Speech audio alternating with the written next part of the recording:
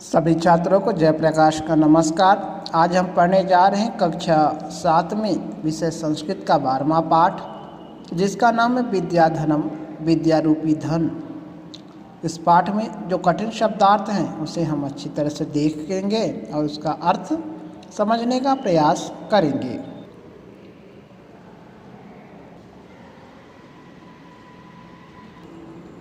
प्रस्तुत पाठ में विद्या की महिमा का बखान किया गया है कि किस प्रकार से विद्या से मनुष्य यश कीर्ति को प्राप्त करता है।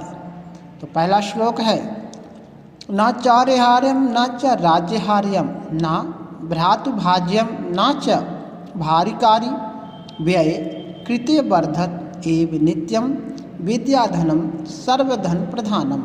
ना नहीं चार्यहार्यम चोरों के द्वारा चुराने योग्य, नाच और ना ही राज्यहार्यम राजा के द्वारा हरण करने योग्य, ना नहीं भ्रातुभाज्यम भाइयों के द्वारा बांटे जाने पर, नाचा और ना ही भारिकारी अर्थात भारी है, व्यय कृते अर्थात खर्च करने पर, वर्धत बढ़ती है, एव ही नित्यम प्रतिदिन, विद्याधनम विद्याधन सर्वधन प्रधानम सभी धनों में प्रधान है।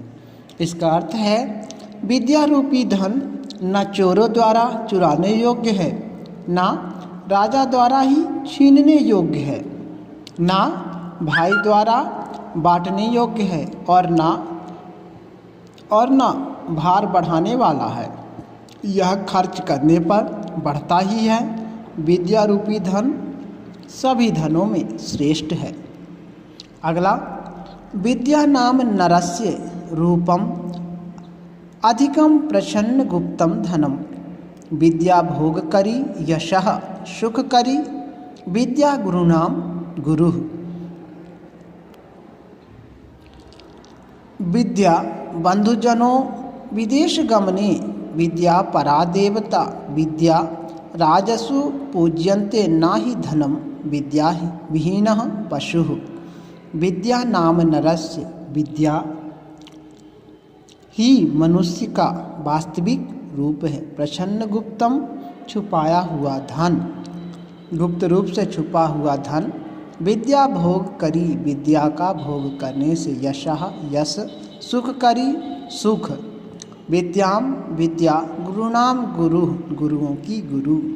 विद्या बंधुजनों विदेश गमने अर्थात विद्या विदेश जाने पर बंधु है, मित्र है। विद्या परा देवता, विद्या सबसे बड़ा देवता है। विद्या राजसु पूज्यन्ते, विद्या की ही राजा पूजा करते हैं, ना ही धनम धन की नहीं। विद्या विहीनः पशुः, विद्या से रहित मनुष्य पशु के समान है। इसका अर्थ है विद्या ही मनुष्य का वास्तविक रूप है, सौंदर्य है। यह गुप्त धन है। विद्या भोग उपलब्ध कराने वाली है तथा प्रसिद्धि और सुख प्रदान करने वाली है। विदेश जाने के समय में मित्र है। विद्या सबसे श्रेष्ठ देवता है। राजाओं में विद्या पूजी जाती है, धन नहीं। विद्या विहीन व्यक्ति पशु के समान है। अगला, केयूरा न विभूषयन्ति पुरुषाम, केयूराः न विभूषयन्ति पुरुषम, हाराः न चंद्रोज्ज्वलाः, न स्नानं न विलेपनं न कुसुमं, अलंकृता मूर्धजाः, वार्णिका समलंकरोति पुरुषम या संस्कृता धार्यते, क्षीयन्ते अखिल भूषणानि सततम, वांग्यभूषणम भूषणम। केयूराः बाजूबंद ना विभूषयन्ति सुशोभित होता है। पुरुषाः पुरुषम हारा ना चंद्रोज्ज्वला, अर्थात पुरुषों का ना चंद्रमा के समान उज्ज्वल हार। ना नहीं स्नानम न स्नान, न विलेपनम अर्थात लेपन करने वाली, ना नहीं कुसुम अर्थात फूल, अलंकृता मूर्धजा और ना ही मूर्धजा अर्थात केश सुशोभित केश, वाण्यका वाणी समलंकरोति वाणी ही सुशोभितोति पुरुषम या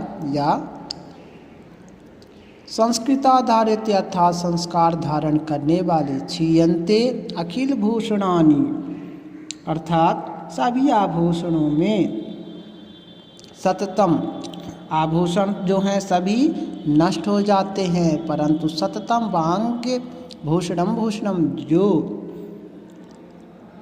वाणी रूपी आभूषण है वह कभी नष्ट नहीं होता है। इसका अर्थ होगा कि बाजूबंद चंद्रमा के समान उज्ज्वल हार स्नान सुगंधित द्रव्य आदि मनुष्य को सुशोभित नहीं करते हैं बल्कि एक संस्कृत युक्त धारण की हुई वाणी ही मनुष्य को अलंकृत करती है। अन्य सभी आभूषण नष्ट हो जाते हैं परंतु वाणी रूपी आभूषण कभी नष्ट नहीं होता।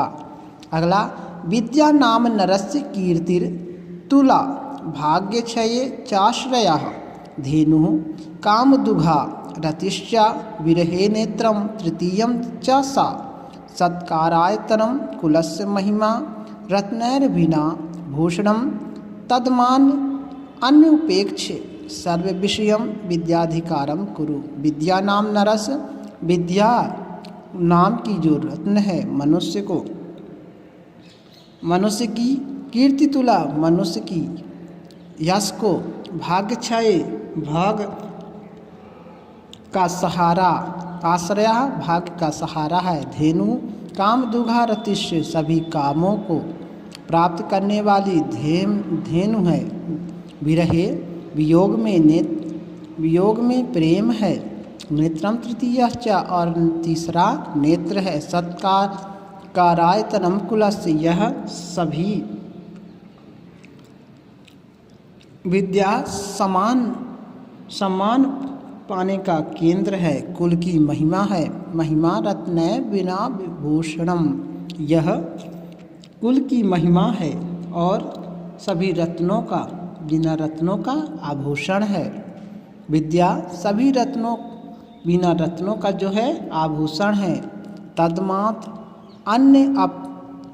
अन्यम उपेक्षम इसलिए अन्य सभी विषयों की अपेक्षा सर्व विषयम सभी विषयों की अपेक्षा विद्याधिकारम कुरु सभी विषयों को छोड़कर विद्या पर ही अधिकार करो।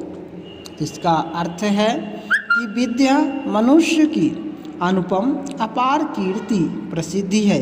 बुरे समय में सहारा है। विद्या सभी इच्छा पूरी करने वाली कामधेनु के समान है। वियोग में प्रेम के समान है। यह मनुष्य का तीसरा नेत्र है। विद्या सम्मान का केंद्र है। कुल की महिमा है। बिना रत्नों का आभूषण है। इसलिए अन्य सभी विषयों को छोड़कर विद्या पर अधिकार कीजिए अर्थात ज्ञान अर्जन कीजिए। तो आशा है यह विद्या रूपी धन नामक पाठ का अर्थ आपको समझ में आ गया होगा। धन्यवाद।